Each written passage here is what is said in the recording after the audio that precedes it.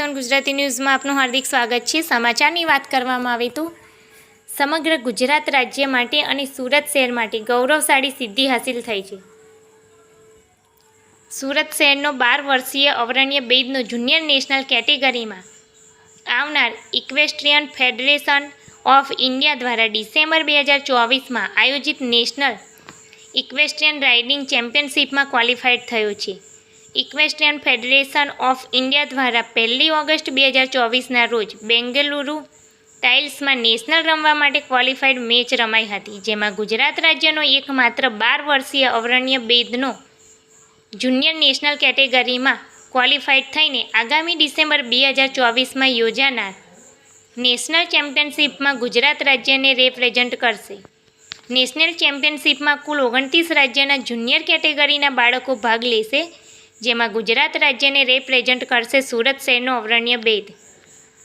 અવરણ્ય બેદે qualified મેચમાં 2 કેટેગરીની અંદર આવી સ્થાન પ્રાપ્ત કર્યું, જેમાં રિજનલ ઇક્વેસ્ટ્રિયન લીગ જે સૌથી જૂનું ઘોડેસવારી છે અને રોયલ ગેમમાં ગણાતું ખેલ છે, અને ઓલિમ્પિકમાં પણ આ ખેલોનો સમાવેશ સરકાર દ્વારા કરવામાં આવ્યો છે। અવરણ્ય બેદ એ 10 વર્ષની ઉંમરથી ઘોડાસવારી શીખવાનું શરૂ કરવામાં આવ્યું।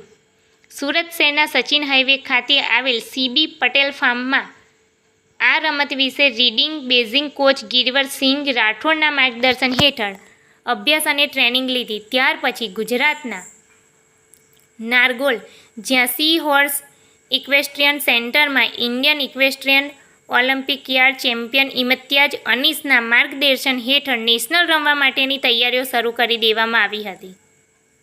દરરોજ અવરણ્ય બેદ 45 મિનિટની ટ્રેનિંગ કરતો હતો, સાથે પોતાનું ભણતર પર પણ ધ્યાન આપવામાં આવતું હતું। આવનાર ડિસેમ્બર 2024માં યોજાનાર નેશનલ ગેમ્સની અંદર સુરત શહેરનું ગૌરવ વધારશે અવરણ્ય બેદ, જે ગુજરાતને જુનિयर कैटेगरी में रिप्रेजेंट करसे। नाम अवरण्य बैद है। मैं आशीर्वाद विला में रहता हूँ और मैं फाउंटेनेट स्कूल के 7th ग्रेड में पढ़ता हूँ। मैं पिछले 2 साल से प्रोफेशनल हॉर्स राइडिंग सीख रहा हूँ। सबसे पहले मैंने गिरवर सर के साथ चालू किया था और अब मैं नारगोल में इम्तियाज़ सर के साथ भी ट्रेनिंग कर रहा हूँ। मैं इम्तियाज़ सर के गाइडेंस में सूरत से बेंगलोर गया था। बेंगलोर में मैंने हॉर्स राइडिंग के नेशनल क्वालिफायर में दोनों राउंड क्लियर करने के बाद अब मैं गुजरात की तरफ से खेलूँगा।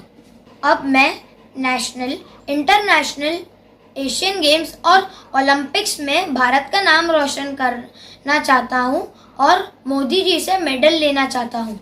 मैं मेरी फैमिली को, मेरे फाउंटेनेट स्कूल को और मेरे दोनों कोचेस को दिल से थैंक यू बोलना चाहता हूँ।